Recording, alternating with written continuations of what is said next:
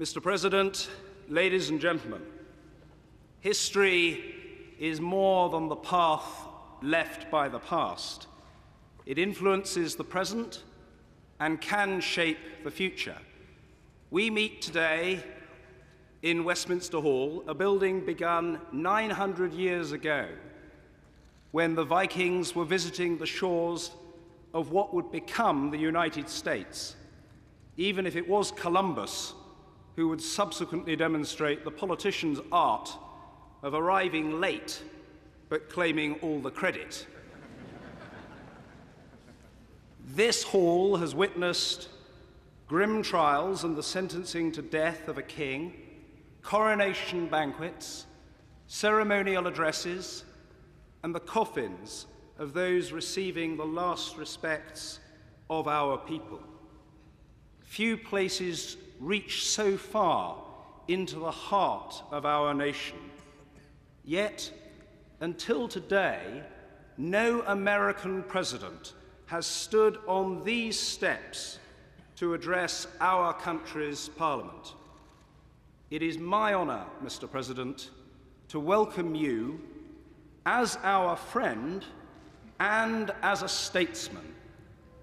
Statesmanship is the cement which seals our shared idealism as nations. It makes meaningful the unity of ambition, passion for freedom, and abhorrence of injustice that is the core of our close alliance.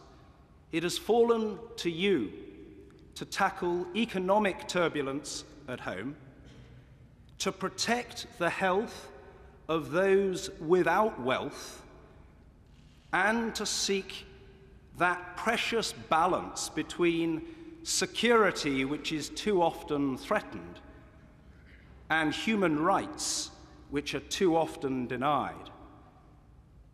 History is not the burden of any one man or woman alone, but some are called to meet a special share of its challenges. It is a duty that you discharge with a dignity, determination, and distinction that are widely admired. Abraham Lincoln once observed that nearly all men can stand adversity, but if you want to test a man's character, give him power. Ladies and gentlemen, the President of the United States of America, Barack Obama.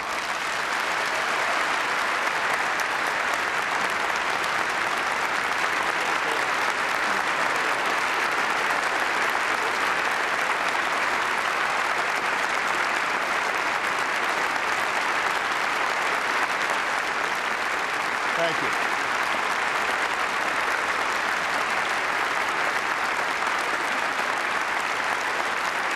Thank you very much. Thank you. Thank you. Thank you so much. My Lord Chancellor, Mr. Speaker, Mr. Prime Minister, my lords and members of the House of Commons, I have known few greater honors than the opportunity to address the Mother of Parliaments at Westminster Hall. I am told that the last three speakers here have been the Pope, Her Majesty the Queen, and Nelson Mandela, which is either a very high bar or the beginning of a very funny joke.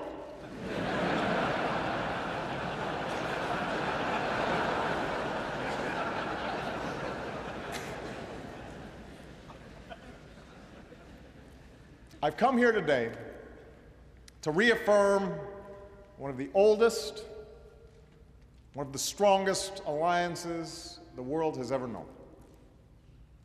It's long been said that the United States and the United Kingdom share a special relationship.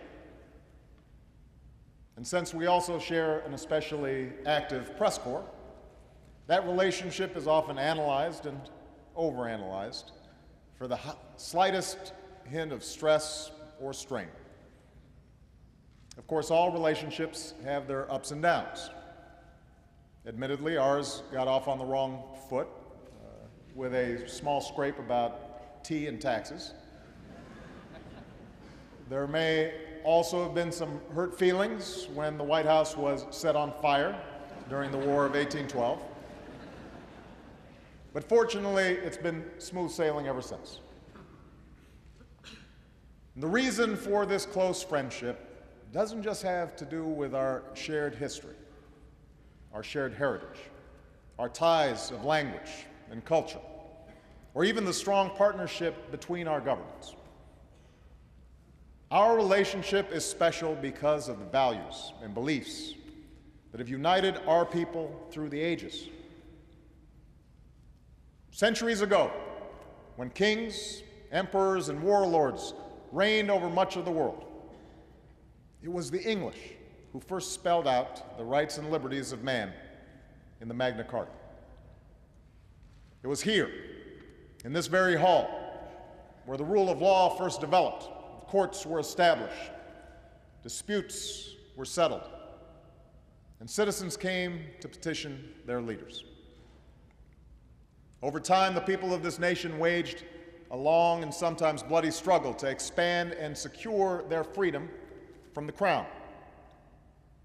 And propelled by the ideals of the Enlightenment, they would ultimately forge an English Bill of Rights and invest the power to govern in an elected parliament that's gathered here today.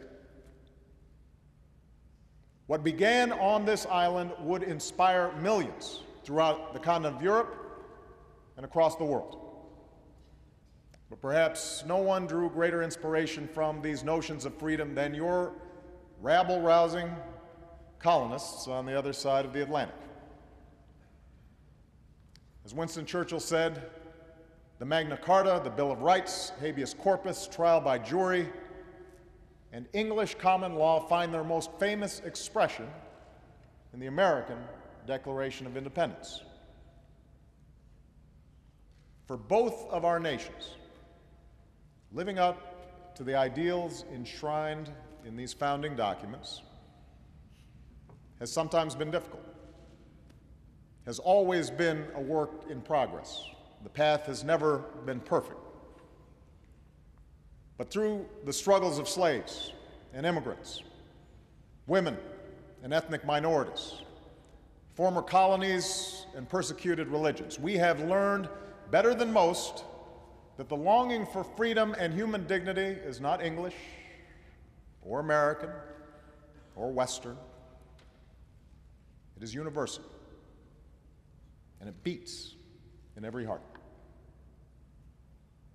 Perhaps that's why there are few nations that stand firmer, speak louder, and fight harder to defend democratic values around the world than the United States and the United Kingdom. We are the allies who landed at Omaha and Gold, who sacrificed side by side to free a continent from the march of tyranny and help prosperity flourish from the ruins of war. And with the founding of NATO, a British idea, we joined a transatlantic alliance that has ensured our security for over half a century. Together with our allies, we forged a lasting peace from a Cold War. When the Iron Curtain lifted, we expanded our alliance to include the nations of Central and Eastern Europe and built new bridges to Russia and the former states of the Soviet Union. And when there was strife in the Balkans, we worked together to keep the peace. Today, after a difficult decade that began with war and ended in recession, our nations have arrived at a pivotal moment once more. A global economy that once stood on the brink of depression is now stable and recovering. After years of conflict,